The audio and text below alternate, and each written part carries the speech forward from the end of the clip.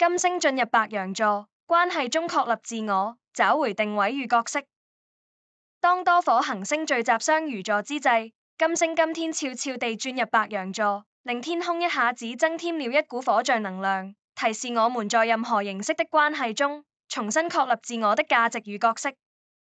回望過去一段時期，你在愛情、家庭、朋友或工作的人際關係裡，曾因哪些恐懼而扭曲了自我？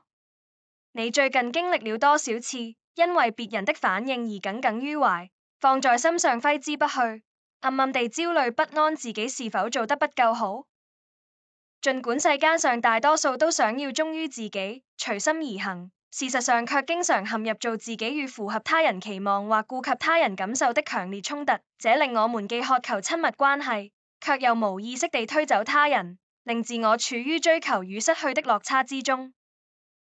之所以會產生恐懼與矛盾，源自於我們對自我的不信任。在社會多重標準的洗腦下，我們經常質疑隨心所欲是否能帶來美滿的結果，於是我們變得不相信自己，不相信如實地做自己會吸引對的人事物，只好惺惺作態，扮演着其他人，設去生存下去。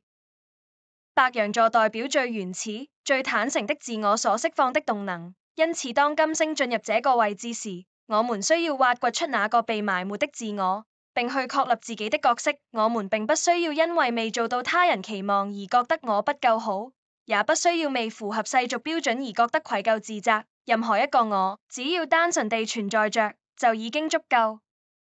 不過，金星很快遇上土星及海王星，以致我們在重塑自我的過程中感到重重挫敗。或許因為關係中某些責任而難以隨心而行，或許因為自覺需要在關係中付出與犧牲去成全別人，但最終我們都會察覺到，只有我們將獨特的價值轉化成光芒，才不會讓關係演變成類鬥類的悶局，而是真正地照亮自己，也照亮那些我們珍重的人。